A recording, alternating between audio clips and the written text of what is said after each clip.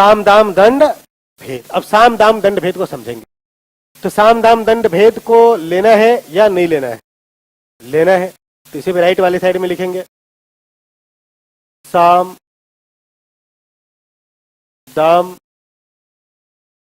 दंड भेद, साम दाम दंड भेद। तो इसमें सबसे पहले हम लोग अच्छा, ये साम दाम दंड भेद में सबसे पहले हम लोग समझेंगे साम। साम का मतलब क्या होता है? प्रेम पूर्वक, विथ लव, ठीक है, समझा बुझा करके। दाम, दाम का मतलब क्या होता है? दाम का मतलब थ्रू पेमेंट, कीमत अदा करके। दाम मतलब थ्रू पेमेंट, थ्रू पेमेंट, कीमत अदा करके। हाँ हाँ, एक तरह का लालच ही, लालच भी हो सकता है या ओरिजिनल कीमत भी हो सकता है। जैसे हम लोग सब्जी में क्या होता है, दुकान मार्केट जाते हैं, भैया इसका कितना दाम है, वो बतलाता है, आपको समझ आता है, आप खरीदते हैं, नहीं समझ आता है नहीं खरीदते हैं। तो प्राइस अलग अलग जगह पर अलग अलग भी हो सकता है, ठीक है। तो दैट मीन्स दाम थ्रू पेमेंट। अगला कितना डिमांड कर रहा है, आप कितना दे पाने हेतु सक्षम है, ठीक है। तो समझ आ गया दाम। अब दंड, दंड मतलब क्या? एक तरह पनिशमेंट, बाई पनिशमेंट।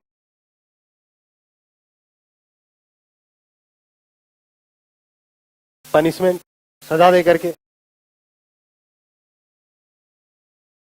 और भेद, भेद का मतलब क्या? फूट डाल करके, थ्रू डिवीजन, थ्रू डिवीजन।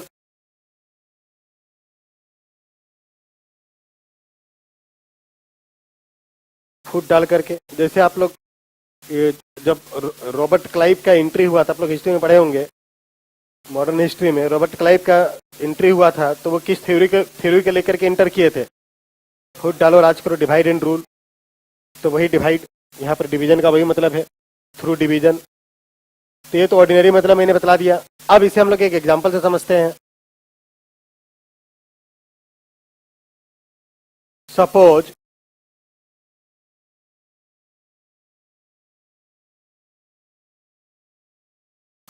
इधर लिख देते, ठीक है,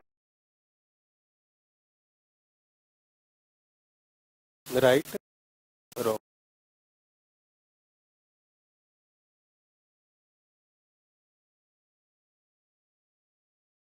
ठीक है, इसके बाद यहाँ से लिखना आरंभ करना। तो सपोज ये क्या है? इंग्लैंड। और ये क्या है? इंडिया।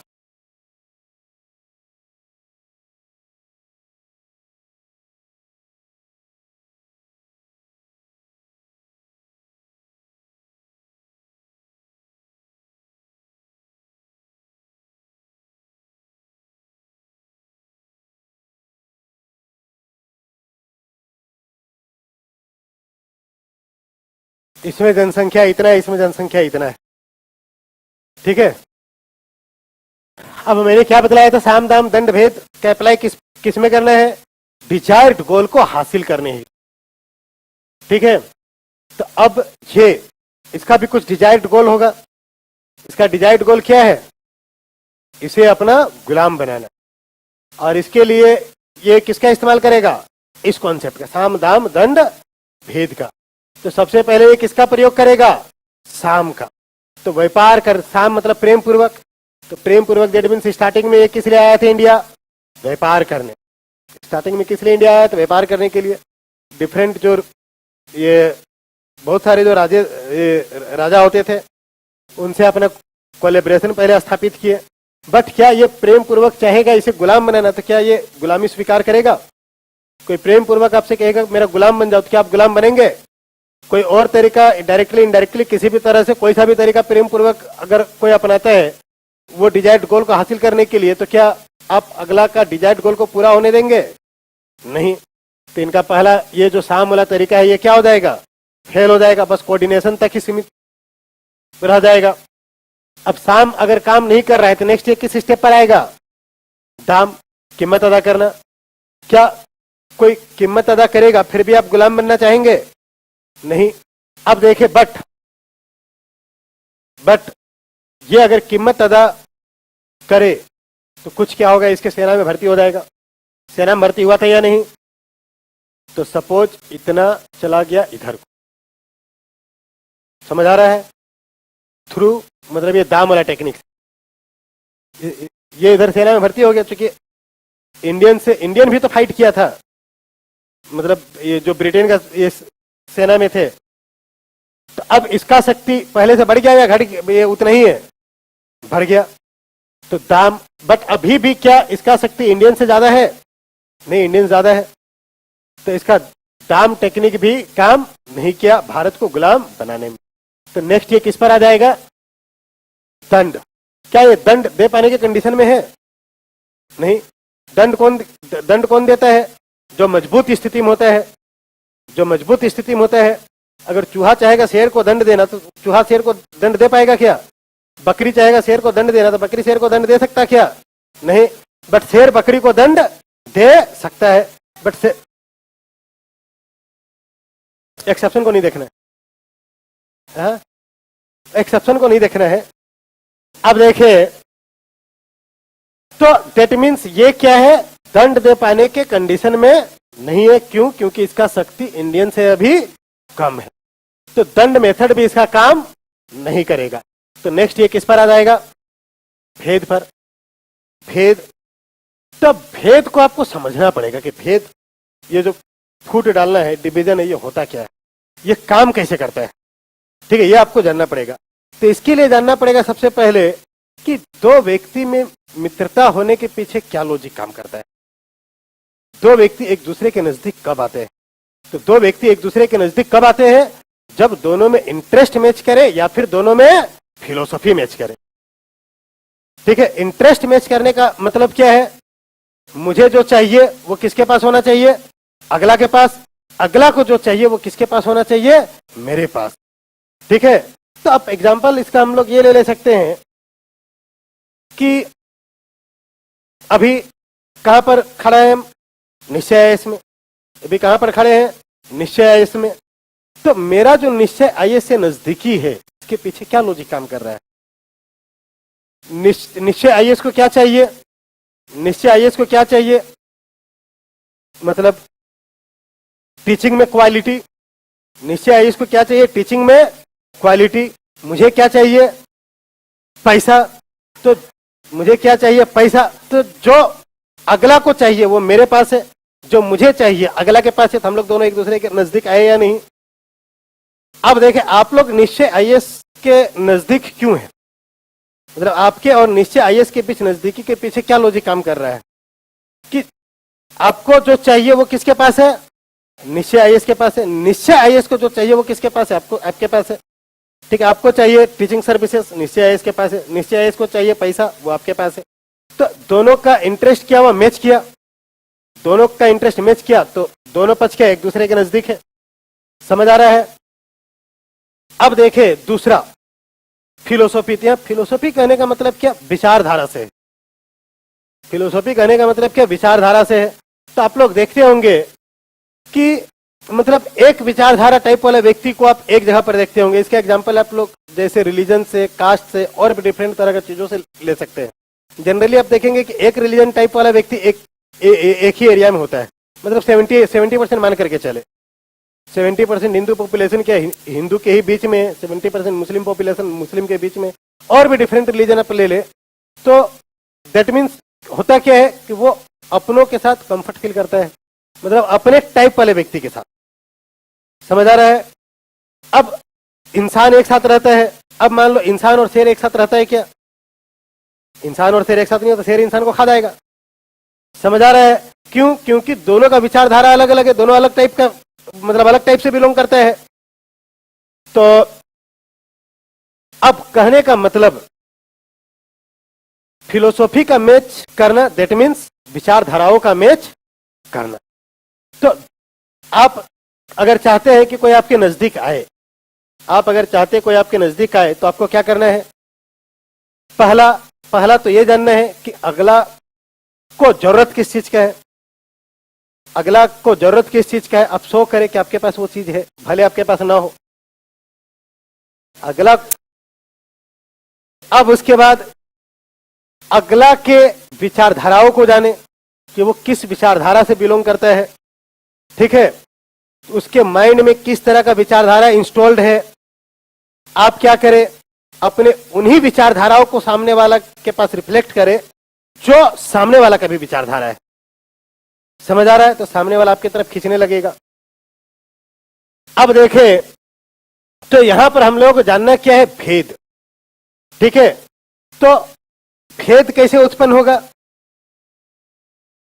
अब अगला, अब भेद कैसे उत्पन्न होगा, इंटरेस्ट मैच होने से क्या होता है, दो व्यक्ति एक दूसरे के नजदीक आता है। तो इंटरेस्ट में यदि आप क्लेश उत्पन्न करा देते तो दो व्यक्ति एक दूसरे से के क्या होगा, दूर जाएगा। या दो व्यक्ति का फिलोसॉफी में क्लेश उत्पन्न करा देते तो फिर दो व्यक्ति एक दूसरे से दूर जाएगा। तो जब दो व्यक्ति के विचारधाराओं में क्लेश उत्पन्न करा देते हैं तो दोनों व्यक्ति एक दूसरे से दूर जाएगा। समझ आ रहा है? तो अब यहां पर देखें, अब ये इसके पास नेक्स्ट लास्ट ऑप्शन बचा हुआ है क्या, भेद नीति। पुराना तीनों का इस्तेमाल कर चुका है ये। तब ये भेद का अप्लाई कैसे करेगा इंडियंस पर, मतलब ये ऐसा क्या करेगा रातों रात कि इंडियंस आपस में एक दूसरे को काटने लगे। तो सपोज ये क्या है, मंदिर, ये क्या है, मस्जिद। अब ये यदि मस्जिद में सुअर काट के टांग देता है और मंदिर में गाय काट के टांग देता है तो दूसरा दिन क्या होगा, सुबह होते ही क्या इंडियंस को पता चलेगा कि ये कांड करने वाला ये है? नहीं, इंडियंस क्या करेगा, एक दूसरे को काटने लगेगा। समझ आ रहा है? रिलीजियस ग्राउंड पर। अब मान लो इतना इंडियंस इसमें खत्म हो जाता है, ठीक है, इस नीति के कारण। अब इंडियंस कितना बच गया, इतना। ये कितना है, इतना।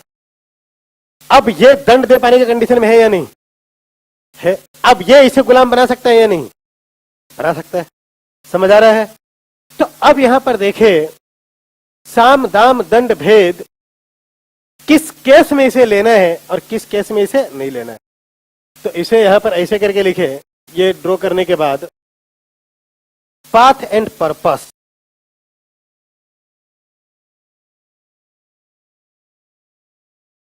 path and purpose, path and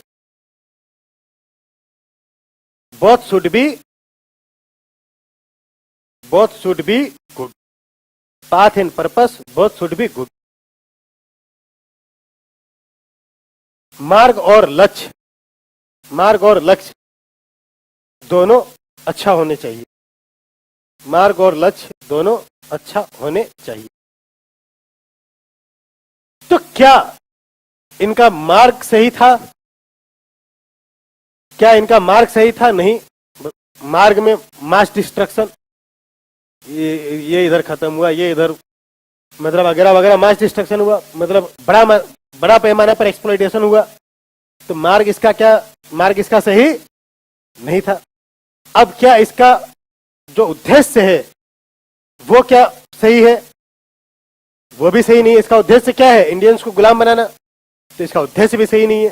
तो जब पाथ या मार्ग दोनों में से एटलीस्ट कोई एक सही ना हो, साम दाम दंड भेद नीति को नहीं लेना है। समझ आ रहा है? तो मैंने इसलिए यहां लिख दिया, path and purpose both should be good. अगर वो दोनों सही है तो इसे लेना है। अब हम लोग जो क्वेश्चन किया उसमें क्या पाथ और पर्पस गुड था या बैड था? जो क्वेश्चन अभी किया था, क्वेश्चन नंबर 1, दोनों ही सही था। उसमें एक्सप्लॉइटेशन था क्या पाथ और पर्पस में? नहीं था। तो अब देखें जैसे कुछ एग्जाम्पल जिसमें पाथ एंड पर्पस दोनों आपको गुड दिखलाई देगा। जैसे चाणक्य भी साम दाम दंड भेद नीति का अप्लाई किए और साम दाम दंड भेद नीति के ही दम पर चंद्रगुप्त मौर्य को क्या बनाए, शासक बनाए। अब उसके बाद आप लोग देखेंगे तो साम दाम दाम दंड भेद नीति का चाणक्य नहीं और भी बड़े बड़े प्लेयर ये इस्तेमाल किए। जैसे श्री राम भगवान भी साम दाम दंड भेद नीति का अप्लाई किए। श्री राम भगवान भी साम दाम दंड भेद नीति का अप्लाई किए। कैसे? अब ये आप लोग देखें तो रावण का वध हुआ। क्या राम भगवान रावण से ज्यादा शक्तिशाली थे? नहीं। रावण का वध हुआ कैसे? भेद उत्पन्न करा गया। वहां पर किसके किसके बीच भेद उत्पन्न कराया गया?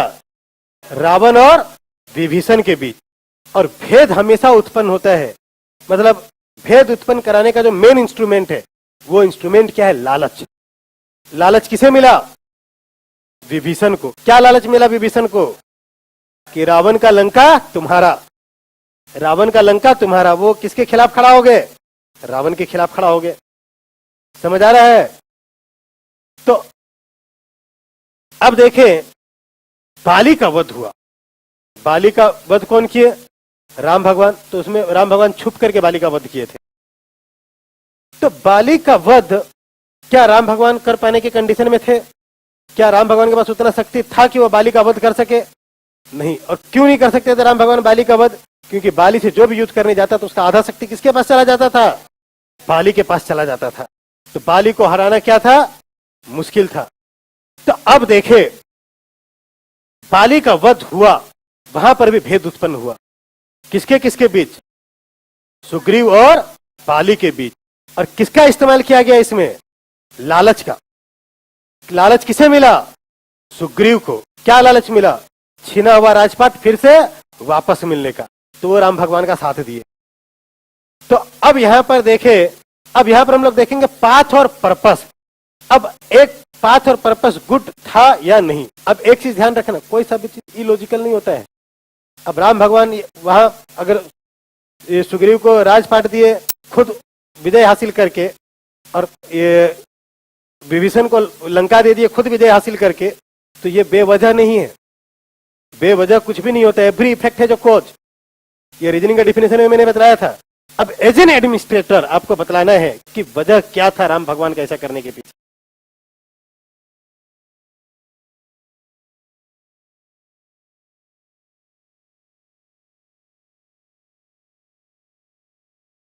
चलो अभी इसके पीछे का वजह थोड़ी देर में बतलाते हैं।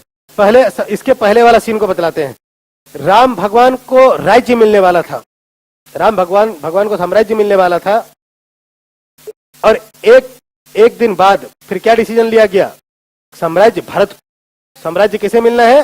भरत को। राम भगवान वनवास को चले गए, भरत के खिलाफ खड़ा नहीं हुए। राम भगवान चाहते तो साम्राज्य को लड़ करके हासिल कर सकते थे। जनता उसके साथ था। समझ आ रहा है? बट फिर भी राम भगवान ऐसा नहीं किए। वो अपने साम्राज्य को छोड़ करके वन की ओर प्रस्थान कर गए। क्यों? ऐसा क्यों? एज एन एडमिनिस्ट्रेटर आपको आंसर देना है। और बाद में भरत क्या उस साम्राज्य को लिया? नहीं, वो भाई के लिए रख दिया। क्यों ऐसा? अब भरत क्यों नहीं लिया उस साम्राज्य को? और राम भगवान वनवास के लिए क्यों निकल गए? एज एन एडमिनिस्ट्रेटर आपको आंसर देना है। सारा समीकरण का आपको आंसर पता चल जाएगा, एज ए कॉमन पीपल नहीं। क्योंकि यदि राम भगवान उस साम्राज्य को ले लेते, यदि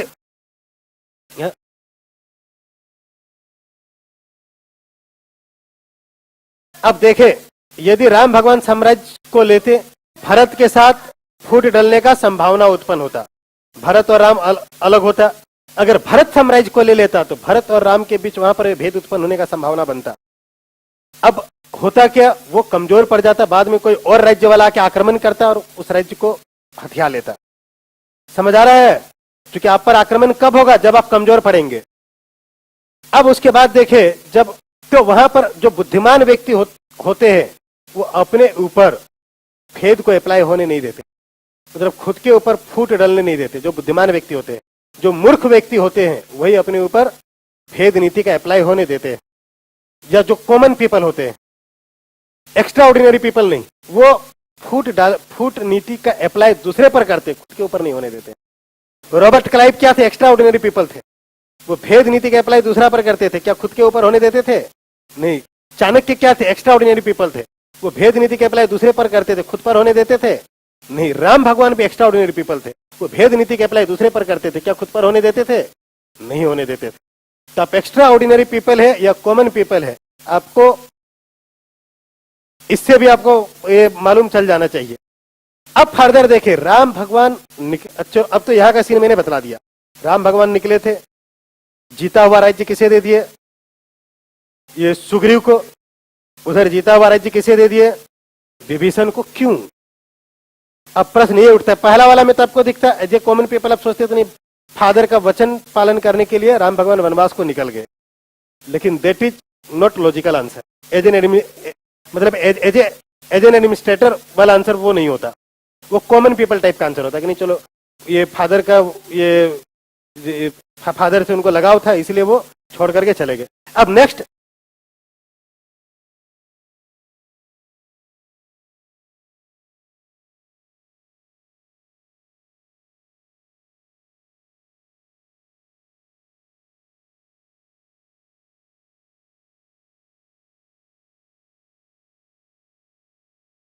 अभी बता रहे अब बतलाए कि क्यों मतलब सुग्रीव को ये क्यों ये राम भगवान सुग्रीव को दे दिया राज्य, मतलब ये बाली से जीता हुआ राज्य, और क्यों रावण से जीता हुआ राज्य वो विभीषण को दे दिया। एज एन एडमिनिस्ट्रेटर आपको आंसर देना।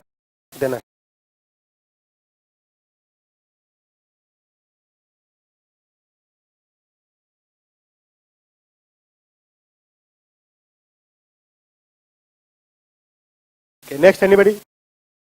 अब देखिए, चूंकि राम भगवान का उद्देश्य था ही नहीं छोटा मोटा राजा बनना।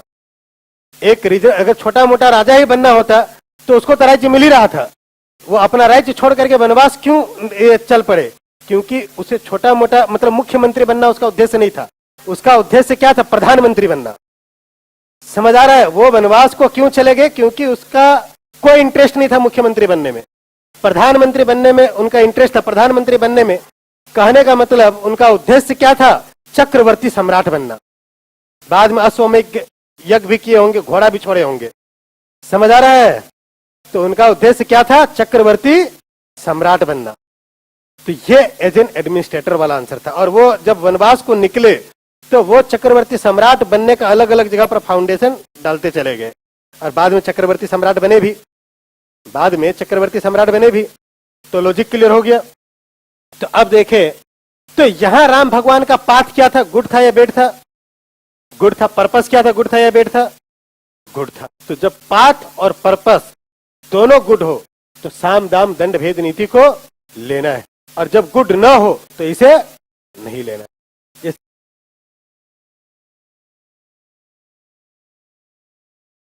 नहीं, यूनिवर्सल गुड, यहां पर यूनिवर्सल गुड को लेना है। ठीक है?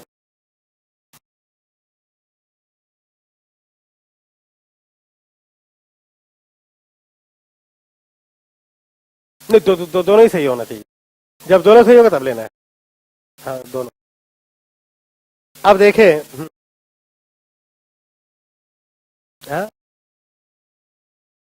नहीं मतलब जैसे यहां पर पाथ कहने का मतलब जो हुआ, ठीक है, वो सही था या नहीं, और जो उनका उद्देश्य था वो सही था या नहीं।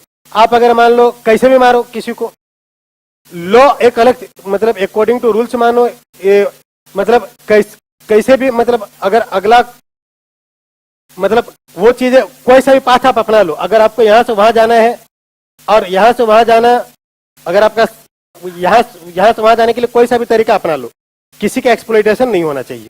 एक्सप्लॉइटेशन हो रहा है दैट मीन्स आपका पाथ क्या है? गड़बड़ है। अब बाली का वध हुआ, ठीक है, उसमें किसी का एक्सप्लॉइटेशन हुआ क्या? नहीं हुआ। और बाली का वध होना चाहिए था या नहीं? होना चाहिए था। तो वो कैसे भी किया, चाहे नियम से क्या हो या नियम के विरुद्ध किया हो, दोनों ही स्थिति में वो सही है। समझ आ रहा है? हाँ? पाथ पर्पस दोनों गुड होना चाहिए। अब जैसे पाथ का यहाँ पर आप लोग जैसे थोड़ा सा और एक्सटेंड करके हम बता देते, आप लोग क्लियर हो जाएगा।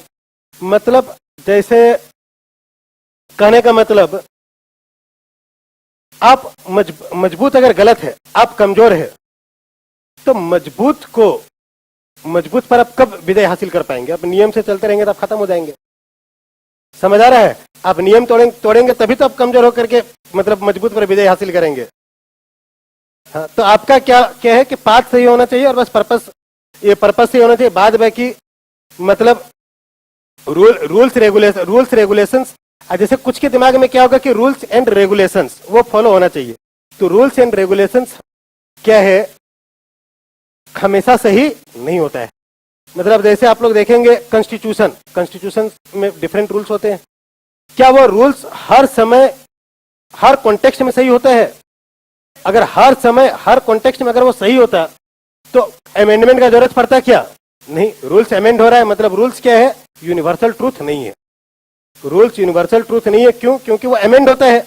अब डिफरेंट रिलीजन में जो कंटेंट लिखा हुआ है, क्या वो सारा का सारा कंटेंट सही है? नहीं है। अगर सारा का सारा कंटेंट सही होता है तो कोई मतलब, तो दैट मीन्स रिलीजन को लेकर के इतना दंगा फसाद होता ही नहीं। समझ आ रहा है? तो rules is not universal truth. मतलब रूल्स को आप ये नहीं कह सकते कि यूनिवर्सल ट्रूथ। समझ आ रहा है? तो रूल्स को आपको वो जो मापदंड है उसमें नहीं लेना है, बस पाथ और पर्पस को देखना है। तो अब देखें नेक्स्ट क्वेश्चन नंबर 2। जैसे आप लोग ये एग्जाम्पल देखेंगे, ये भीष्म पितामह का एग्जाम्पल देखें। भीष्म पितामह का एग्जाम्पल देखें तो भीष्म पितामह क्या करते थे वो, मतलब भीष्म पितामह, सबसे पहले ये जाने कि सबसे ऊपर आपको किसे रखना है, लॉजिक को या भाव को? सबसे ऊपर किसे रखना है, लॉजिक को, और लॉजिक के भी ऊपर किसे रखना है, भाव को। समझ आ रहा है? सबसे ऊपर लॉजिक, लॉजिक के ऊपर भाव। आप कभी फंसेंगे नहीं।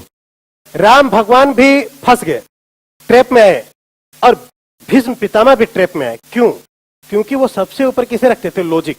और लॉजिक का कनेक्शन किस मतलब लॉजिक किससे इन जनरल कनेक्टेड होता है, रूल्स से। ठीक है, तो विभीषण क्या है, वो अपने लाइफ के लिए जो रूल्स बनाए उसको अंत तक नहीं तोड़े। तो बीच में क्या हुआ, उसके सामने उसके इच्छा के विरुद्ध द्रौपदी का वस्त्रहरण भी हुआ। क्या भीष्म पितामह चाहते थे कि द्रौपदी का वस्त्रहरण हो? वो मृत्यु वाला जिंदगी जी रहे थे उस समय, लेकिन फिर भी वो रुके हुए थे। उसे कौन रोक रहा था? Rules, logic. समझ आ रहा है? अब उसके बाद देखेंगे राम भगवान अपनी पत्नी को छोड़ दिए, जबकि वो जानते थे कि उसकी पत्नी सही है। वो जो उसके दिमाग में एक जो पैटर्न बना हुआ, तो उस पैटर्न के आधार पर उसे अपनी पत्नी को छोड़ना पड़ा। मतलब पत्नी के साथ वो गलत किए, राम भगवान अपना पत्नी के साथ गलत किए, भीष्म पितामह द्रौपदी के साथ गलत होने दिए। तो ये सब किस चीज का नतीजा था? लॉजिक का, रूल्स एंड रेगुलेशंस का। कहने का मतलब वो सबसे ऊपर लॉजिक को रखे और लॉजिक के ऊपर भाव को नहीं रखे। इसलिए राम भगवान भी ट्रैप में आ गए और भीष्म पितामह भी ट्रैप में आ गए। लेकिन अब कृष्ण भगवान को देखेंगे तो वो क्या है, सबसे ऊपर लॉजिक को रखे और लॉजिक के ऊपर किसे रखे, भाव को। तब कृष्ण भगवान को कभी ट्रैप में फंसते हुए आप नहीं देखे होंगे। तो कृष्ण भगवान क्या थे, राम भगवान का अपडेटेड फॉर्म थे। समझ आ रहा है? तो चूंकि भाव, जब आप सबसे ऊपर लॉजिक रखते हैं और लॉजिक के ऊपर भाव को रखते हैं, दैट मीन्स आप वहां पर अपना समझ का अप्लाई करते हैं।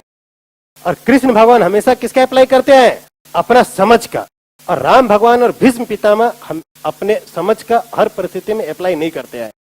अगर भीष्म पितामह अपना समझ के अप्लाई करते तो द्रौपदी का वस्त्रहरण नहीं होता। वो अकेले सबको निपटने के लिए वहां काफी थे। अब उसके बाद राम भगवान अगर समझ के अप्लाई करते तो अपनी पत्नी सीता को वनवास नहीं, मतलब ये त्याग नहीं करते। और राम भगवान लक्ष्मण को मृत्यु दंड भी दिए थे।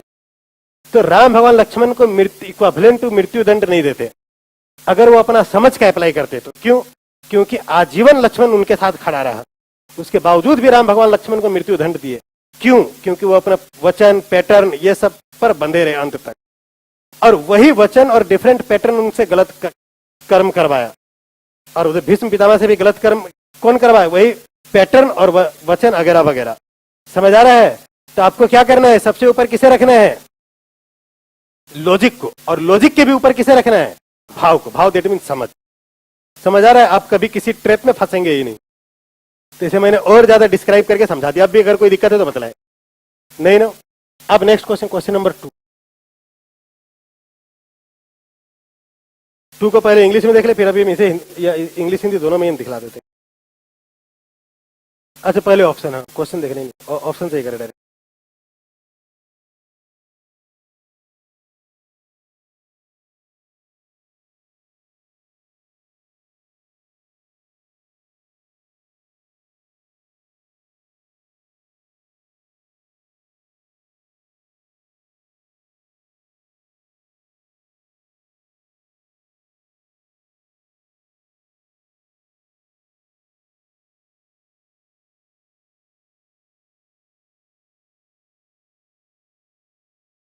रूल्स रेगुलेशन ये सब कहाँ से आता है? समझ से ही तो आता है।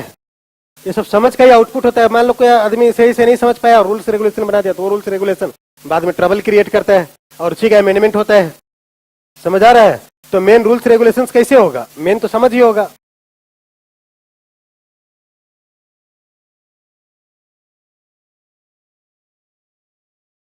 ये ऑप्शन दिया हुआ